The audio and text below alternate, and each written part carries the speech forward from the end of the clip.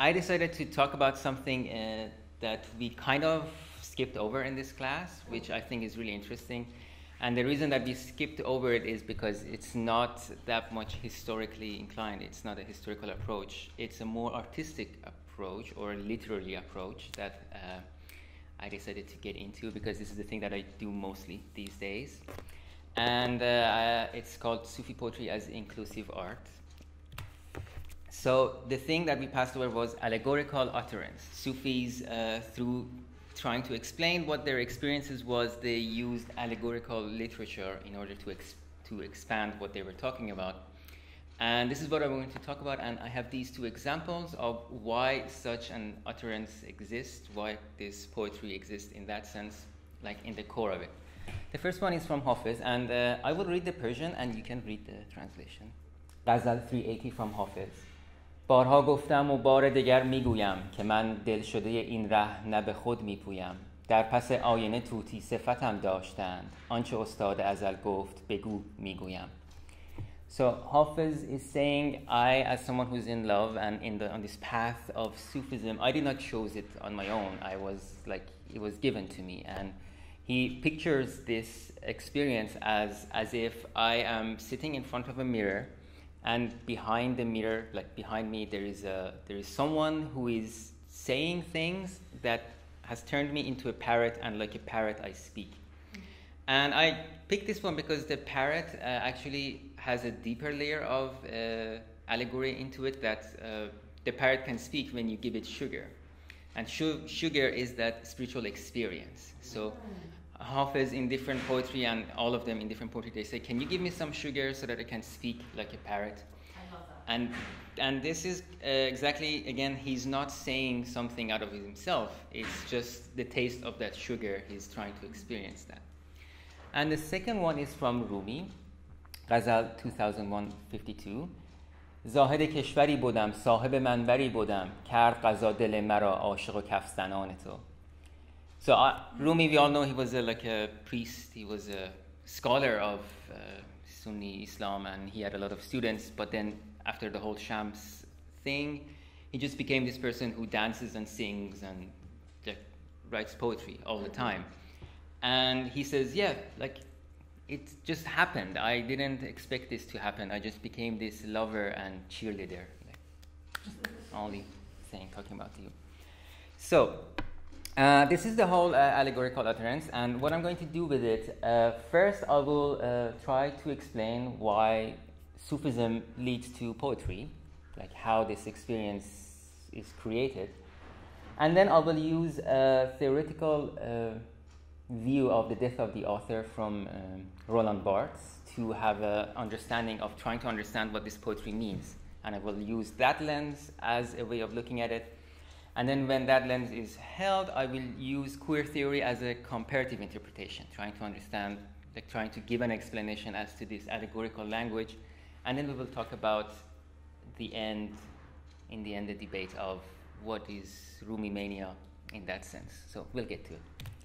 So I will just summarize, like we all know about like the general idea of how the Sufi orders work. I'm just going to run really fast through it. So we have the idea of the master or the sheikh. That's Gandalf. Yeah, that's the complete sheikh. So the master is basically someone who guides you into this path. And the vision of a master, you have to look of this guy not only as a guru, but also as a psychiatrist, as a teacher, as like your literal boss. Whatever the master says, you must do. And there is a reason for that. And the reason for that is the goal of Sufis are to annihilate the self. And the master is so mastered in this act that they can just look at you and be like, okay, your hair is a sign of your ego. You have to cut it. Your shoes are the sign of your ego. Like, you can have a long hair, but you can't have. And you must never wear red, for example. They can sense it. And the reason that master is needed, I chose this poem from Rumi. Actually, you told us to read it as well. آن رهی که بارها تو رفته ای بی قلابز اندر آن آشفته ای پس رهی را که ندیدستی تو هیچ هین مرو تنها ز رهبر سر مپیچ. I asked my uncle, who is also a Sufi back in the day, not now anymore, that maybe the idea of master was for when people didn't have access to texts. The texts were these sacred things that were in the schools, and you had to go to school and have a teacher. What about now that we have all of these texts and YouTube and everything? Maybe we don't need masters. And he said, well, the thing is, the mastering is not just the information. It's also the act of you doing something that you don't want. Like, he gave this example that you think if you go vegetarian, then you're more enlightened person, but it's again your ego who chose that. The master's role is that to tell you what to do, and you do it not because it makes sense or not because it's a spiritual act, but because you love your master and you want to listen to him. And so that's the path. The path is that you listen to your master, however crazy he might seem or however not in line with your ideas. You do it for the love that you have for the master. And then along this path, you have states and stations that we talked about. But I'm just going to talk about that moment of the fact that there are hierarchy of states and stations. When you're on this path, listening to your master, trying to understand, and you're annihilating your ego all the time, you reach states, you reach moments that God basically reveals itself to you. You have an experience of God. But this experience can never be complete and can never be done, and we all have different experiences. This poem is from Mahmoud Shabestari from Rose Garden of Secrets. در او هرچان بگفتند از کم و بیش نشانی دادند از دیده خویش. He actually, in this poem, like in the chapter that he's talking, he's saying, okay, everyone has their own different understandings of it, which is God. For example, nowadays the scientific people or atheists believe that God is Big Bang, or like Rosicrucians think God is this, or incarnation. Like, everyone has their own idea of the way that they're looking at it. And Shabestari says it's just what they see. It's not the truth. But it actually doesn't mean that it's not the truth. It's just what they see. So the state and that you have and what you see reflects the state that you have and the person that you are. So there's this hierarchy. And then we come to the idea of silence, or khamosh. And the idea of silence is endless. Like thousands of different branches that you can get into. But I just want to get into this fact that one of the reasons that silence exists is because of exactly the fact that everyone sees the truth as what they see. So you should not be, okay, I know the truth, I know the God, I know this is my state, let me talk to you, let me show you what it is. You cannot do that. You have to be silent and you have to keep it inside. If you have this revelation of, I found God and everything, if you want to talk about it, if you feel the urge that you need to tell people, that's your ego. And that's what your master always says, shut the fuck up, what are you talking about? But then you reach a certain state where you become Rumi. And Rumi says this, خاموش و نام باده مگو پیش مرد خام چون خاطرش به باده بدنام می رود. So he says, we are all in a state and we are trying to express that state with certain words. For example, wine. Wine is a universal, almost universal understanding of the ecstasy of feeling God and feeling the holiness.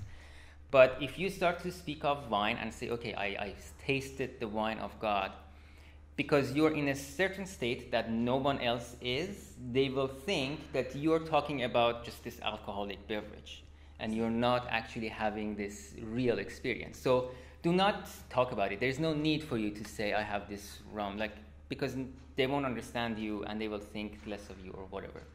And then other reasons for the silence, but we are going to get over that. So all of this comes to this idea of what is the end goal. So if you're not going to talk about your experiences, if you're not going to teach people how you, I see God, if I'm not going to tell people about it, what's the point of it? What is the reason? And the point we talked about it is that fana or baqa, which are kind of simultaneous, they happen at the same time, which is when you completely let go of your ego and you've become one with God. That's kind of like the end goal. And Rumi actually has a really beautiful way of explaining what it is. What does this mean to be annihilated and not have an ego? Can it be ever existent even? And he says, چون زبانه شمع پیش آفتاب نیست باشد هست باشد در حساب. هست باشد ذات او تا تو اگر برنهی پنبه بسوزد زان شرر نیست باشد روشنی ندهد تو را کرده باشد آفتاب او را فنا. So he gives this idea of it's a candle in front of the sunlight. It doesn't exist because it doesn't give you any light, it doesn't give you any information, but if you touch it or if you put a cotton piece on it, it will be destroyed. So it does exist. There is a reason for it to exist, and there is a epistemology or like existential existence of the sheikh or the person who has attained that annihilation, but it's just nothing. It's just non-existent in the idea of the truth that that person is experiencing. So it's a complete moment of annihilation of your ego, of your presenting yourself, and it kind of parallels with the whole idea of the parrot, because the parrot is not saying, yeah, I'm a parrot, let me talk to you. No, you just like it just happens when that thing, the sugar is given to it. And with the idea of fana, or annihilation, that we just talked about, we get into the death of the author. So Roland Barthes is one of the postmodern literary philosophers of the 20th century, and he's most famous for this way of looking at, like, this way of critical look at literature, where he says we need to let go of the idea of the author, both in the sense of reading the classical texts and also in the sense of creating new texts from now on. And he has a lot of ways of reasoning it, but the main one is that when you have an author, if you think of an author as someone who's writing a text, you think that that author is signifying to a certain truth, and your job as a reader is to find that truth, and then that's it. And this stops that text from having any other kind of interpretation that can have. And another way of looking at it is exactly that any kind of author has a subconscious that they kind of portray into what they're writing about, and they have no idea about it as well. And if we want to think, it's kind of like saying, like Kubrick was a product of his own time. So if we think of Kubrick as someone of his own time, then we can never go into understanding deeper meanings of what he was talking about. It's going to get a bit not historical and a bit literal, but I will try to. Okay. Yes. So, for example, he says to give a text an author is to impose a limit on that text, to furnish it with a final signifier, to close the writing. In the multiplicity of writing, everything is to be disentangled, like it's a thing that you have to open. Nothing deciphered, to see what the universal language is saying through this person. The structure can be followed at every point and at every level, but there is nothing beneath. The space of writing is to be ranged over, not pierced. So, and then he gets into the philosophical linguistic approach as to why this is not an okay thing, or we have to go a little bit beyond this way of looking. This is a bit complicated, but I just put it here because you'll see. Linguistics has recently provided the destruction of the author with a valuable analytical tool by showing that the whole of the enunciation is an empty process, functioning perfectly without there being any need for it to be filled with the interlocutors. Mm-hmm. So basically it means I'm saying, for example, linguistics right now, and linguistics in itself doesn't need me to say linguistics or you to hear this word linguistics. It exists in its separate metaphysical existence. It doesn't need a person to say it or someone to hear it. Linguistically, the author is never more than the instance writing. No, it's like the author is never more than that time that you hold the pen and wrote it. Like in any text, the moment that someone writes something, it doesn't matter at all because it's written. So the author is the same as that moment, just as I is nothing other than the instance saying I. Language knows a subject. That's the only thing, the subject, not a person. And this subject, empty outside of every enunciation which defines it, suffices to make language hold together. So the idea in the word, in everything that is written in the language, is enough for it to exist. It doesn't need a setting around it to be created or read or criticized. And this reminds me of the most famous poem of Rumi, like the most famous line, which is the first line of Masnavi. بشنو این نی چون شکایت میکند از جدایی ها حکایت میکند. By the way, this is my crown jewel of translations. I love it so much. It's the same rhythm, the same as the thing, and the same number. بشنو این نی چون حکایت میکند از جدایی ها شکایت میکند. That's super I love elegant. it. Yeah, I love this. Super elegant. Seriously. Yes. That's super elegant. Yeah. I'm going to take a picture. Yeah, if you want to tell people that you know Rumi, just say this and you're golden, because it's the most famous one. Like, I think everyone in Iran knows this line. Yeah. It's And I'm not Iran. yeah. So, and the whole 26,000 lines after this are trying to explain this. He says, I'm this ney, and ney is a flute, by the way, if it's a certain flute. And the flute is made out of reed, and the reed is taken out of the reed place. Reed bed? Yes, reed bed. It's taken out of the reed bed, and someone is playing it. And what the reed is saying here is that, yeah, I miss my friends. I miss the reed bed, the place that it is. And it's so parallel with the thing that we talked about, that Rumi is not someone who is saying something. He is just the instrument. He's just that moment of the ney. And what is happening, what is being said, is coming from someone else who is saying this. And to complete this idea of the death of the author as something that we have to look through, I'm going to read another line, like the sixth line, like 5 lines after that, which I have actually put as the lens that I read poetry. Like this is my basically cipher code for reading all poetry.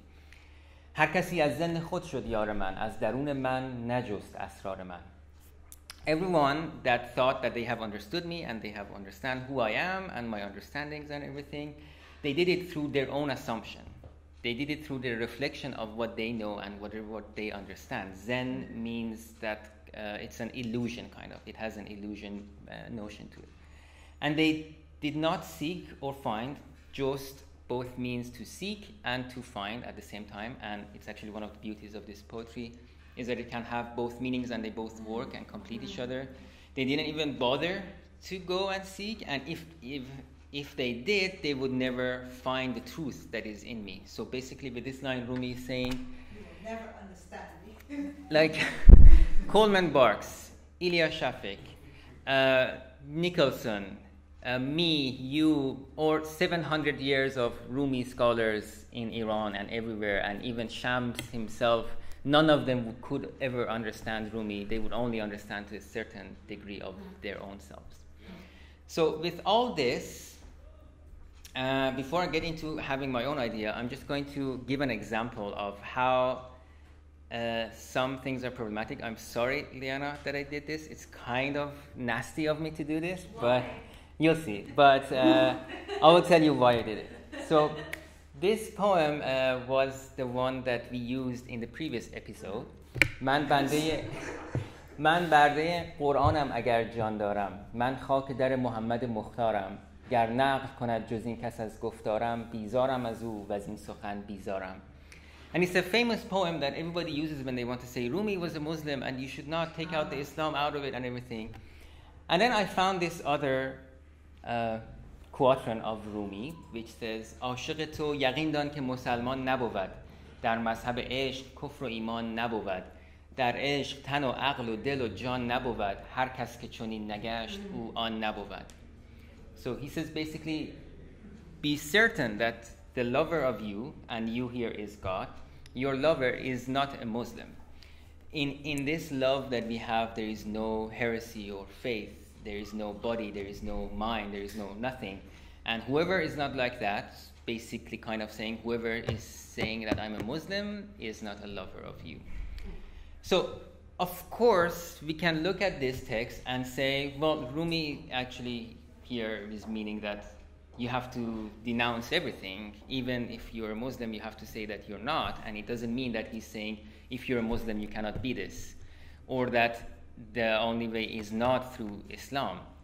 But the same thing can be said about the poem above, who, for example, someone came to Rumi and said, all you're saying is blasphemy, all you're saying that you're in love with Shams, what are you talking about? And he's like, oh, really? Yeah, I am with Quran, I am with Muhammad, and this is me. It can also be looked at as an act of inkar or taqiyya that we talked about. But that's exactly it. The only way that we can be sure is if we either read all of Rumi's poetry and see which of them can be worked, or we take the death of the author approach, which is, let's just forget about it. It won't mean anything. Neither of these poems will mean either Rumi was a Muslim or not. We're just going to look at this text as the truth behind it, which is the truth that Rumi wants to say. And when we get to this, I will get to my interpretation, a way that I could be saying. Like Coleman Barks had his own way of interpreting Rumi, Ilya Shafek had her own way, and this is my way, which is queerness as Sufism. Before getting into my interpretation, I'm going to give a little bit of historical background into this idea.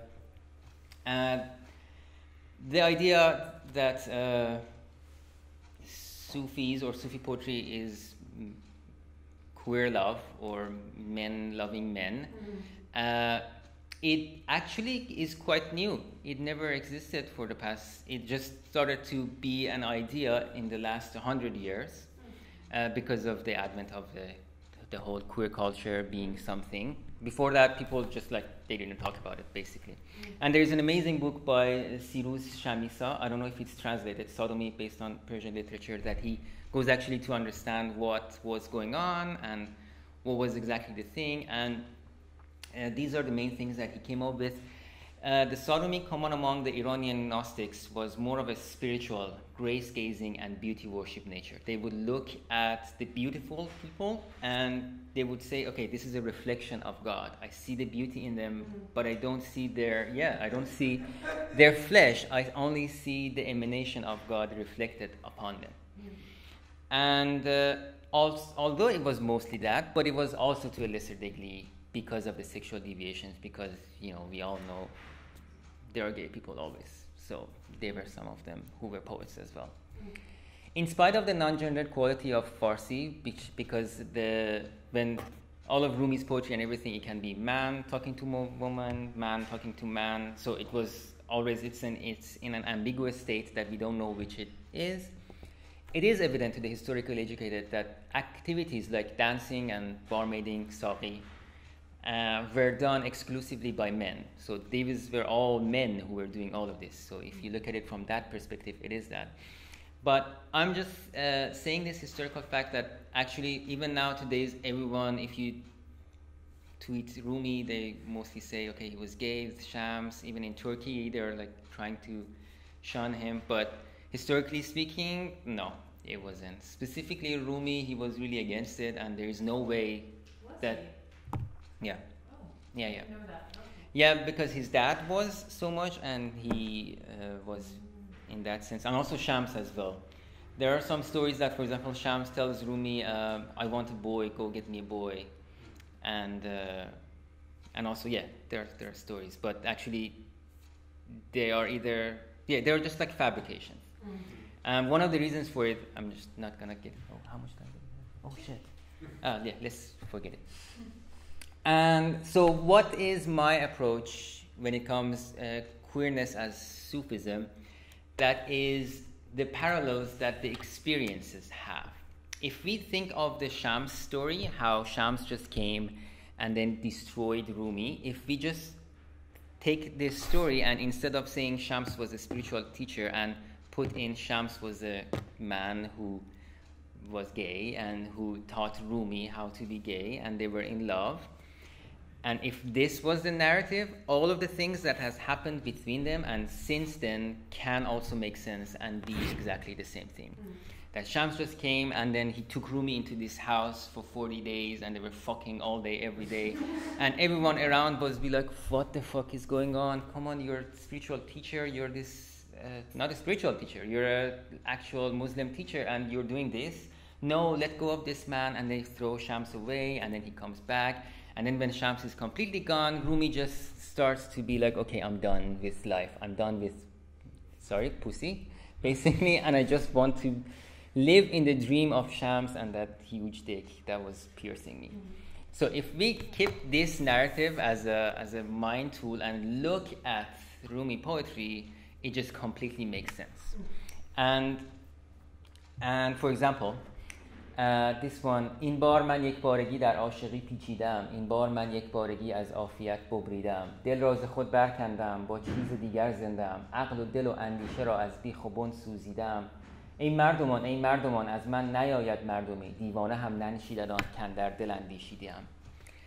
The whole queer revolution that happened in the 20th century and all the time was based on this idea that this is what we are and this is the truth that we experience, and we are willing to shun our parents, our family members, our society, and just be in love with the person that we want to be in love with. This love is so powerful that it goes beyond the reason that we have, that you have. Basically, queerness equals extinction. You know, you can't have children, and this is completely against biology or rationality of a human experience, that the only reason that you live is to make offsprings and they live on. Preserve your species. Yeah, preserve your species. But I'm so much in love. Oh people, peopling I cannot. I can't do this anymore. Even your madman in your house, like, they cannot even think of what I have experienced in my heart. And this can be a way of not saying that queer experience is a Sufi experience, but rather queer experience can be understood as a feeling that arises from within. And this is as like that. And then there is another one that I really like. This is my favorite thing in the world right now. It's the idea of mukhannath. You know mukhannath? Oh, yeah. So mukhannath basically means me. This thing that you're seeing right now, a man who is shahla and is doing beautiful things and trying to be womanly. And it's one of the harshest things that Rumi talks about in his poetry. And he's like, mukhannath is the lowest of the lowest of the low. And whenever I'm reading mukhannath, like I come across mukhannath, I'm like laughing all the time because I have a specific interpretation of it. راه دین زان رو پر از شور و شر است که نه راه هر مخنث گوهر است. Mukhannath in Rumi poetry does not mean me who goes into society dressed like this, but mukhannath basically means when there is war and men have to go to war, but they put on women clothes and they put on lipstick so that they can run away. They're afraid of going into war. Which was a thing. Of course, Historically it was a thing, yeah. And you can see here, like this path of religion here is actually the spirituality, is thus filled with crisis and evil and hardship because it's not a path for any mukhannath who's not courageous enough to go on this path. And you have to be a real man who's ready to do it. And when I see this, I'm like, when I outed myself in the family and everybody and how I go into the streets dressed like this, I feel like I'm at war. This is the truth that I have. This is the truth that I see, that this is not something coming out of like delusion or something. This is the future. This is what we are going to be. This is the gender is going to be destroyed. And I see myself as like a front line to show people, okay, it's okay that I'm like this. There is a person behind it. And if I were to play a cis man and not be who I really am, then I would be the real mukhannath. Yeah. So that's that's basically the queer, trying to read Rumi through a queer experience. And I just want to finish before asking the final question by saying a little bit about silence again, khamush. And that is the idea that the Sufi, on the path of understanding things, they cannot reveal their secrets. Like, I cannot out myself anywhere that I can. Because خاموشید که تا فاش نگردید که اغیار گرفته است چپ و راست خدایا.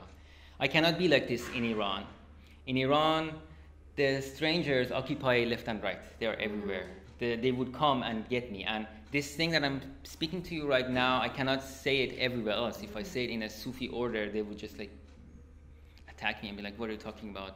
how you're looking at this. And then, but on the other hand, there is a way to do it, to not be silent and to speak, and that is knowing your audience, knowing where it is safe for you to say. ما محرمان خلوت انسیم غم مخور با یار آشنا سخن آشنا بگو. And this is why I'm doing this here, because we've been having this experience and we are feeling the same, and I felt this intimacy here that I can talk. And here I did this thing, this pride. Here I went out with the makeup hap here. Hap means truth, and al-haq was Yes. yeah. This is Legitimacy. And al-haq was and al-haq means I'm the truth, and it was this thing that Hallaj said, and they killed him. And I put it on and I went out and I said, it's time that we understand when someone says an al-haq, they are haq, and we have to stop killing them. And I was in that place, so I was there.